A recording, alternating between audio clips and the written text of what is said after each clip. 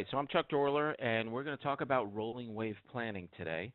And here's the agenda, and what we're going to do is break this up into two parts. We're going to first talk about the foundation, and this is really more about, what is rolling wave planning in terms of a definition and some other techniques. We'll talk about the agile mindset and also developing a culture, a project culture. So if you're not thinking about a project culture, you really should, and we're going to talk about that. So that's part one. So the idea, get your mind together about how we're going to do this, and then the second part is really like the science, right, about project management. Here, it's going to be about the framework and how do we apply rolling wave planning. And we'll talk about meetings and action plans and all that kind of thing.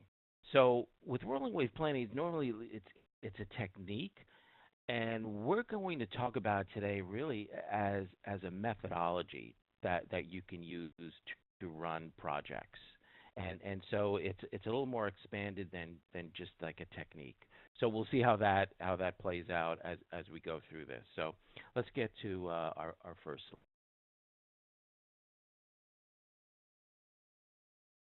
Change that.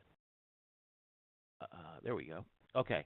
So let's define rolling wave planning, and we're going to use the PMBOK 6, version 6, as our source of truth for the definition. As I say here, it's on page 721. And what I'm going to do is I'm going to just read the definition, and then we'll break down, well, what does it really mean?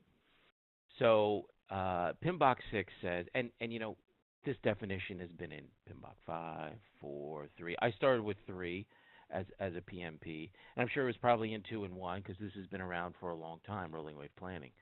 So let's get to the definition. An iterative planning technique in which the work to be accomplished in the near term is planned in detail, while the work in the future is planned at a higher level. Okay, so let's break that down. Let's look at some of the key words here. So, iterative, that automatically means, well, maybe not automatically, but it means it's kind of agile-like, because with as we know, if you're up to date on agile, then you know that it's kind of you're repeating sprints and things. So here we're saying, rolling wave planning, we're going to be repeating what we're doing over and over again, and that's the whole idea of the rolling wave, right? We're always going to be planning, right? It's like waves rolling into the shore. It's always moving, and hopefully it's going forward. So near term, right? Work to be accomplished in the near term. So near term can be, it's relative. Like, let's say if you have a 3-year project, maybe 6 months is near term. But for what we're going to talk about, we're thinking near term in 1 or 2 weeks, right? And we kind of figure out what we're going to do in the next week. And usually it's what are we going to do by the next time we meet. Hopefully you're setting up, weekly progress checkpoints, and we'll talk more about that as we move forward. And I say here it also drives self-organization. Self-organization is a real agile principle, and we'll see how we drive that self-organization and accountability in this. The work, right? It's mentioned a couple times, the work.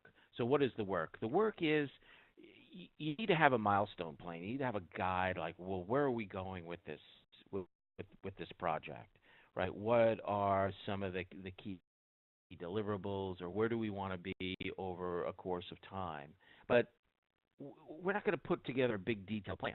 But we need something to guide us to say, from the start to the finish, where do we want to go? What is it that we're going to accomplish at the end? Some sort of scope plan. You can call it a number of different things that kind of fit your organization. And future, right? Work in the future is planned at a higher level. So what we mean here, and when we say future, we're talking weeks away.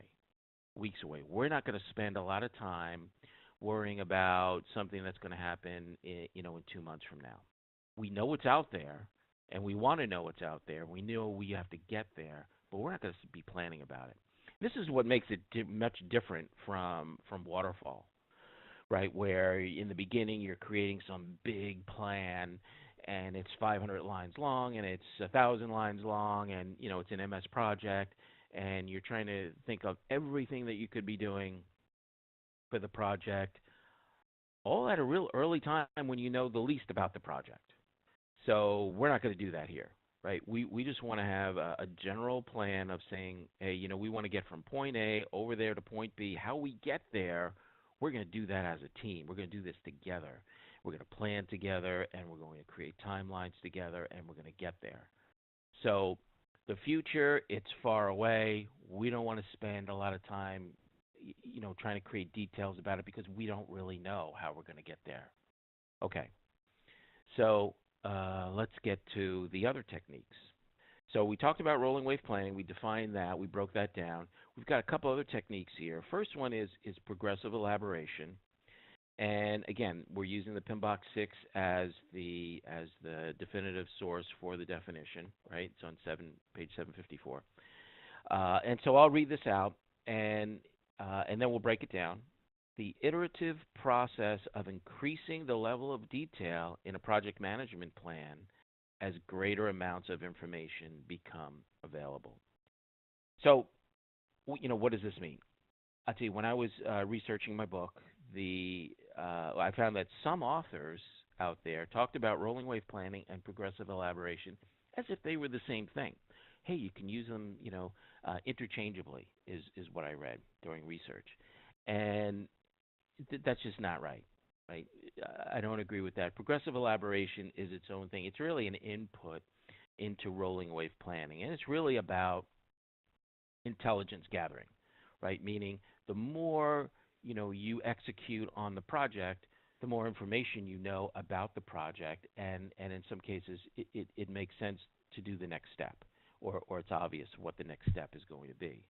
And in waterfall, I've been in waterfall projects, in years past where, you created that plan and the tech lead would say, well, we just found out that the database group changed something, and they say, well, that's their problem. We're going to just continue our plan. They shouldn't have done that, et cetera, et cetera. It's like, oh my gosh, really? We're not going to adapt to that change? No. So in this case, progressive elaboration means that as I figure out more information about the project, I can plan better, I can make decisions better, I can adjust my delivery approach so much better, and it's really about the more intelligence I have, hey, the smarter I am about how I want to get from point A to point B. So this is a really tightly coupled input for rolling wave planning. The other one here is fast tracking, right? This one, I think if you're running any sort of project, you're probably doing fast tracking. So this is not really something about Agile or waterfall. It's just project management in general. But let's again, PMBOK 6. We're using that definition. I'll read it out. A schedule compression technique in which activities or phases normally done in sequence are performed in parallel for at least a portion of their duration. So what does that mean? It means we want to get everybody working all at the same time on as much as possible that they can handle, and in this case, from week to week. So this is going to be part of the culture you're going to be driving, and we're going to talk about that in an upcoming slide. And when you start getting everyone working together, collaborating together, everybody's understands what everyone else is doing. There's transparency. This is how you get to have a very high performing team. And fast tracking is one of the techniques that helps drive that. And we'll see that as we move forward. Okay. So the next item here, and this is part one, we're laying down our foundation about how do we think about applying rolling wave planning. How are we going to do it? So in this case, we're saying you really need to have an agile mindset. And I'm not going to talk about Scrum or anything like that. I'm really going to talk about, those driving principles. And here I'm saying, whether you're a traditional PM, you're a Scrum Master, you're an Agile project manager, I try to think like if you're a project manager, you're really a project leader, right? You're leading the team